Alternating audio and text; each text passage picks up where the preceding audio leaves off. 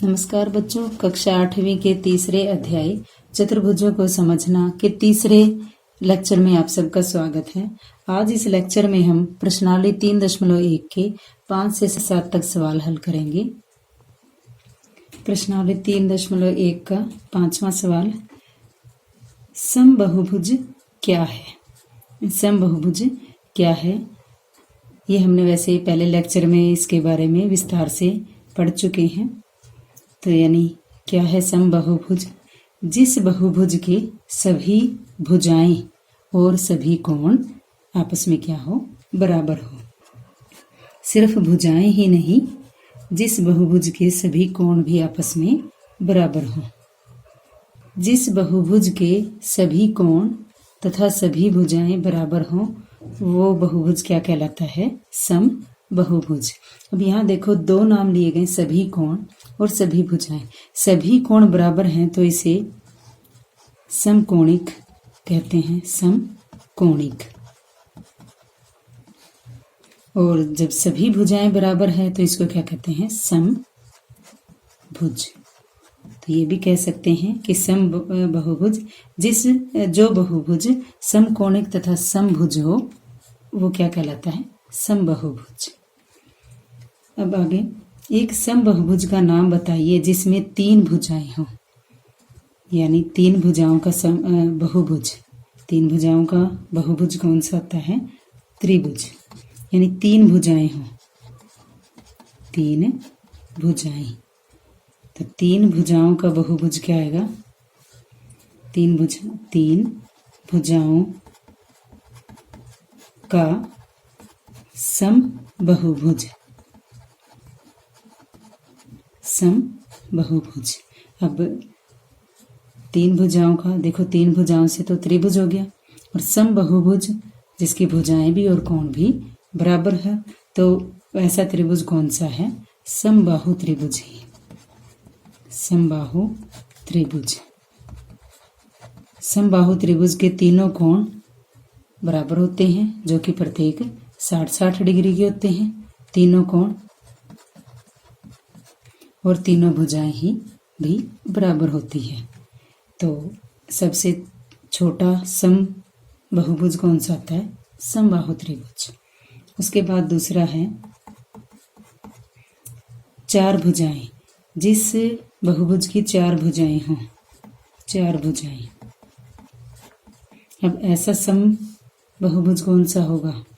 जिसकी भुजाएं 4 बराबर हों। तो अब समचतुर्भुज के बारे में सोचें। देखो, समचतुर्भुज के अंदर क्या होता है कि इसकी भुजाएं तो बराबर होती हैं सभी, लेकिन ये देखो कोण बराबर नहीं होते, यानी ये समकोणिक नहीं है। इसलिए जो समचतुर्भुज है वो समबहुभुज नहीं है। तो और कौन सा चतुर्भुज रह गया ऐसा? वर्ग। तो 4 भुजाओं का समबहुभुज, वो क्या होगा? वर्ग। क्योंकि वर्ग के चारों भुजाएं भी बराबर होती है और चारों कोण भी 90-90 डिग्री के बराबर होते हैं। चारों कोण भी बराबर, चारों भुजाएं भी बराबर। तो 4 भुजाओं का समबहुभुज कौन होगा? वर्ग। तीसरा भाग,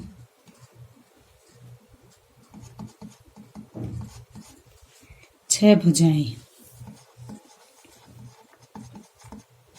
जिस समबहुभुज की 6 भुजाएं हों, वो कौन सा समबहुभुज है? समषड्भुज।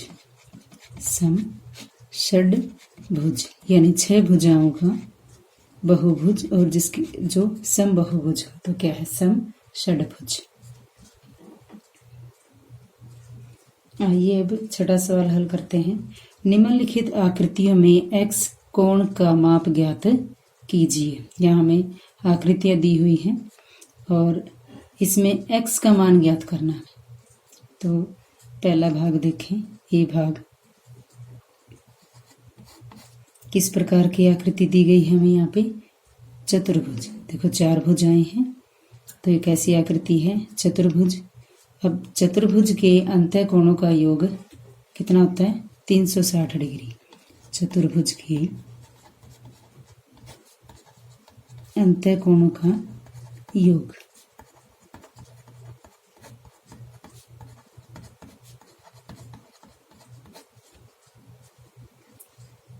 बराबर 360 डिग्री। अब कितने 3 कोण दिए हुए हैं, एक 50, एक दूसरा 130, 120 और एक x, तो यानी 50 प्लस 130 प्लस 120 प्लस x, यानी इन चारों कोणों का योग कितना होता है? 360। तो बराबर 360। अब इनको जोड़ लेते हैं, 50 और 130, 180, 180 और 120, 300, तो इनका जोड़ आ गया 300 प्लस x बराबर 360। अब x का मान निकालना है, 300 को दूसरी तरफ ले जाएंगे तो 360 माइनस 300 डिग्री, 360 में से 300 गए 60 डिग्री, तो x का मान आ गया 60 डिग्री। आइए बी भाग हल करेंगे। बी भाग में देखो 1 2 3 4, ये भी क्या है? एक चतुर्भुज ही है। अब यहाँ ये देखते हैं कि एक कोण बाह्य कोण दिया हुआ है और हमें क्या निकालना है? अंतः कोणों का योग, क्योंकि अंतः ही कोण दिया हुआ है x डिग्री, तो अंतः कोणों का योग से हम x का मान निकालेंगे। तो पहले हम ये कोण निकाल लेते हैं जो बाह्य कोण दिया हुआ है। बाह्य कोण कितने का है? 90 डिग्री। और यहाँ देखो एक सीधी सरल रेखा है, तो अंतः और बाह्य दोनों कोणों का योग क्या आता है? 180, यानी यहाँ पे रैखिक युग्म है ये। तो अंतः कोण कितना होगा? बाहर 90 का कोण है तो अंतः कोण भी कितने का होगा? 90 डिग्री का। तो ये चतुर्भुज के अंतः कोणों का योग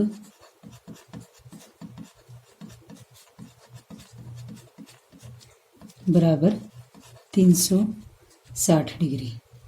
अब अंतः कोण कौन कौन से हैं? एक तो x plus 70 degree plus 60 degree plus ये बॉक्स किसका निशान होता है? 90 डिग्री का, बराबर 360। अब x प्लस 70 60 90 इनको जोड़ेंगे तो 7 और 6 13, यानी 130, 130 और 90 220 बराबर 360। तो x का मान x बराबर 360 माइनस 220 डिग्री, x बराबर 360 में से 220 घटाएंगे तो 0 में से 0 गए 0, 6 में से 2 गए 4, 3 में से 2 गए 1, 140 डिग्री। तो x का मान कितना आ गया? 140 डिग्री। आइए सी भाग हल करते हैं। सी भाग देखते हैं आकृति कैसी है। देखो भुजाएं 1 2 3 4 5, 5 भुजाएं हैं, यानी ये क्या है? पंचभुज है। अब पंचभुज में देखो 3 अंतः कोण दिए हुए हैं, 2 बाह्य कोण दिए हुए हैं। तो सबसे पहले हम दोनों क्या करेंगे? ये अंतः कोण निकालेंगे। तो 70 और ये कोण कितने डिग्री का हो जाएगा? क्योंकि ये दोनों क्या है? रैखिक युग्म है। रैखिक युग्म का मतलब दोनों का जोड़ 180 डिग्री। तो बाहर 70 डिग्री का कोण है तो अंतः कितना होगा? 180 में से हम 70 घटा देंगे, कितना आ गया? 110 डिग्री। तो अंतः कोण आ गया 110। इसी तरह ये बाह्य कोण 60 डिग्री है तो इसके अंतः कोण आ गया 120 डिग्री। अब हमारे पास पांचों ही अंतः कोण आ गए हैं।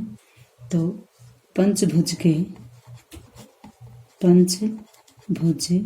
के अंतः कोणों का योग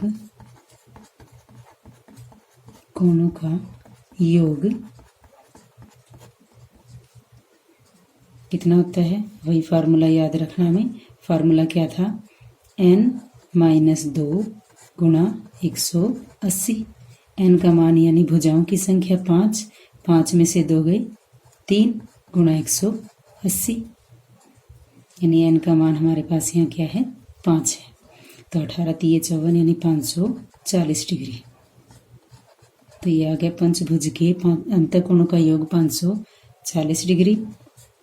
पांचों कोण क्या है 30 प्लस x प्लस 110 प्लस 120 बराबर 540। अब x और x को जोड़ेंगे तो 2x प्लस 30 और 110 140, 140 और 120 है 260, 260 बराबर 540। 2x बराबर 540 माइनस 260, 2x बराबर 540 में से 260 घटाएंगे, 0 में से 0 गए 0, यहाँ 4 छोटा है तो यानी हाथ से ले लेंगे, 14 में से 6 गए 8 और 4 में से 2 गए 2, 280 डिग्री। तो x का मान क्या आएगा, x बराबर 280 बटे 2, 2 से भाग करते हैं 280 को तो ये आ जाएगा 140 डिग्री। 2 से इसको भाग किया 140 डिग्री, तो यानी x का मान आ गया 140 डिग्री। डी भाग में हम देखते हैं कि यहाँ सभी कोण x दिए हुए हैं और सभी भुजाएं बराबर दे रखी है। कितनी भुजाएं हैं यहाँ पे 1 2 3 4 5, यानी कैसा बहुभुज है ये पंचभुज, और भुजाएं सारी बराबर हैं, कोण भी सारे बराबर हैं, तो ये क्या है सम पंचभुज। तो सम पंचभुज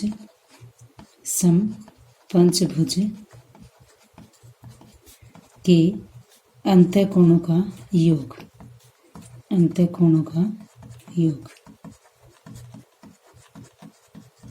अब देखो चाहे सम पंचभुज हो या सम पंचभुज न हो, सीधा विषम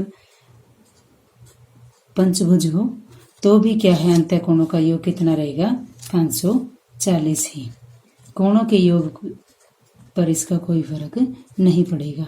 तो अंतःकोणों का योग कितना आएगा 540 डिग्री।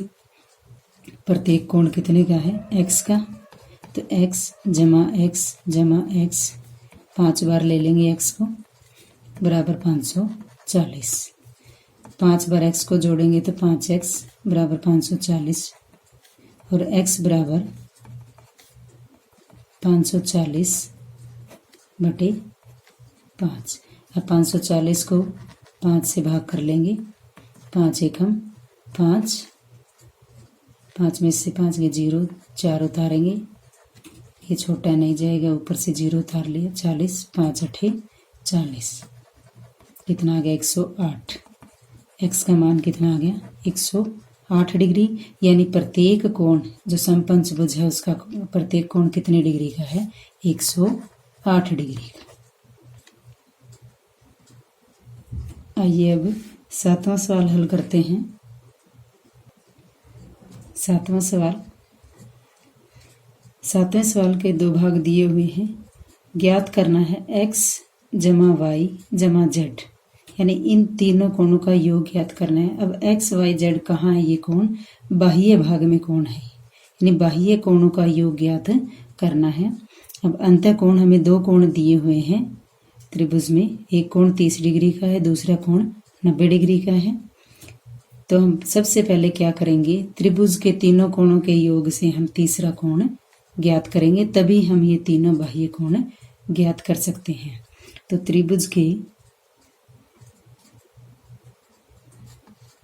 के अंतः कोणों का योग, अंतः कोणों का योग कितना होता है, त्रिभुज के अंतः कोणों का योग 180 डिग्री। अब अंतः कोण यानी ये तीसरा कोण है ही नहीं हमारे पास, इसको हम अलग से कोई नाम दे देते हैं, यहाँ W लिख लिया। ठीक है, तो क्या आएगा, अंत कोणों का योग 30 प्लस 90 डिग्री प्लस ये तीसरे को नाम दिया हमने W, तो प्लस W बराबर 180। W बराबर, पहले इनका जोड़ कर लेते हैं, 30 और 90 120, 120 प्लस W बराबर 180 डिग्री और कोण W बराबर 180 माइनस 120, 180 में से 120 घटाएंगे 60 डिग्री। तो जो W कोण है वो कितने डिग्री का आ गया, 60 डिग्री। अब हमारे पास देखो तीनों अंतः कोण आ गए हैं। अब इनसे हम तीनों बाह्य कोण निकाल लेंगे। x और 90 ये दोनों क्या है, रैखिक युग्म है। तो x का मान क्या होगा, यानी x जमा 90 बराबर 180 डिग्री। क्यों, ये रैखिक युग्म है, रैखिक युग्म। 7वीं कक्षा में हम इसके विस्तार से पढ़ चुके हैं। और x बराबर 180 माइनस 90 बराबर 90 डिग्री। इसी तरह हम z कोण निकाल लेंगे। z प्लस 30 बराबर 180 डिग्री, ये भी रैखिक युग्म है। कोण z प्लस 30 बराबर 180 डिग्री, ये भी क्या है, रैखिक युग्म। तो z बराबर 180 माइनस 30 डिग्री, तो 180 में से 30 घटाएंगे कितना आ जाएगा, 150 डिग्री। z का मान आ गया 150। इसी तरह y कोण निकाल लेंगे, तो y प्लस W यानी 60 प्लस 60 बराबर 180, ये भी रैखिक युग्म है, रैखिक युग्म। y बराबर 180 माइनस 60, 180 में से 60 गए। इस प्रकार हमने देखो x, z और y तीनों कोणों का माप ज्ञात कर लिया है। अब हमें क्या ज्ञात करना है, तीनों कोणों का योग, x plus y plus z। x plus y यानी x का मान है 90 डिग्री, ये 90 डिग्री है। z का मान है 150, तो पहले y का लिखेंगे, y का मान है 120, तो प्लस 120, फिर z का मान है 150 डिग्री। अब तीनों को जोड़ देंगे, 90 और 120 210, 210 और 150 360 डिग्री। कितना आ गया, 360, ये आंसर आ गया। इसी प्रकार हम इसका बी भाग हल कर लेंगे। बी भाग में क्या दिया हुआ है, यहाँ हमें एक चतुर्भुज दी हुई है, यहाँ भी 3 कोण दिए हुए हैं और एक कोण यानी चौथा कोण नहीं दिया हुआ। तो यहाँ भी हम इसको S नाम दे देते हैं और ये चौथा कोण निकाल लेंगे चतुर्भुज के चारों कोणों के योग से। चतुर्भुज के चारों अंतःकोणों का योग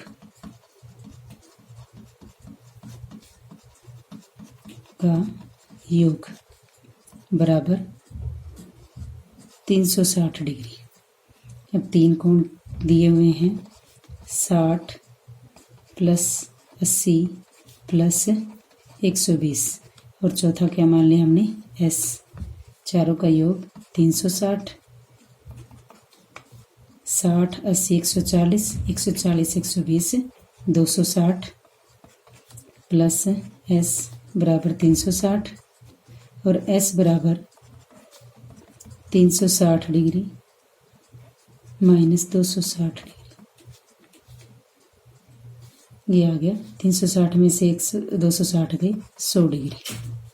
एक्स का मान कितना आ गया 100 डिग्री। आइए अब यहाँ भी देखें हम ZWXY ये क्या है बाह्य कोण। तो यहाँ भी क्या ज्ञात करेंगे हम, पहले बाह्य कोण ज्ञात करेंगे फिर इनका योग ज्ञात करेंगे। तो x और 120 ये दोनों बाह्य, इन दोनों कोणों का योग 180 क्योंकि ये रैखिक युग्म है। x प्लस 120 बराबर 180, ये रैखिक युग्म और x बराबर 180 माइनस 120, 180 में 60 डिग्री। x का मान आ गया 60 डिग्री। इसी तरह y का मान निकाल लेंगे, y प्लस 80 बराबर 180, ये भी रैखिक युग्म है। तो y का मान आएगा 180 माइनस 80, 180 में से 80 गए 100 डिग्री। इसी तरह z का मान निकाल लेंगे, z प्लस 60 बराबर 180, ये भी रैखिक युग्म है,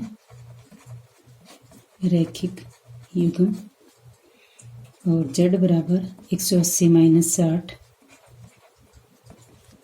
120 डिग्री। इसके बाद w प्लस s का मान हमारा क्या आया था 100 डिग्री।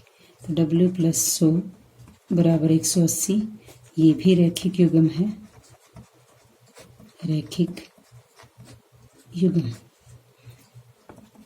w बराबर 180 माइनस 100 डिग्री, 180 में से 100 गए 80 डिग्री। चारों कोण बाह्य कोण निकाल लिए हमने। पहला क्या है 60, x का मान, y का मान 120, z का मान y का मान 100, z का मान 120 और w का मान 80 डिग्री। अब क्या करेंगे, इन चारों का योग ज्ञात करेंगे। तो x plus y plus z plus w बराबर 60 प्लस 100 प्लस 120 प्लस 80, 60 100 160, 160 और 120 280, 280 और 80 360। कितना आया 3। एक समानता देखते हैं कि यहाँ त्रिभुज थी यानी 3 कोण बाह्य थे, उनका जोड़ भी कितना आया 360 डिग्री, और यानी यहाँ भी ये कितना आया है 360 डिग्री आया है। अब ये चतुर्भुज दिया हुआ था, चतुर्भुज के भी बाह्य कोणों का योग कितना आया है 360 डिग्री। तो इस तरह कोई भी बहुभुज हो उसके बाह्य कोणों का योग कितना होगा 360 ही, चाहे भुजाएं कितनी ही हो लेकिन बाह्य कोणों का योग 360 ही होगा। जितनी भुजाएं होगी उसी के अनुसार वो कोण छोटे होते जाएंगे। तो ये था बच्चों 7वां सवाल। इस लेक्चर में हमने प्रश्नावली 3.1 के 5 से 7 तक सवाल हल किए हैं। आशा करती हूँ आपको ये सवाल समझ में आ गए होंगे। धन्यवाद।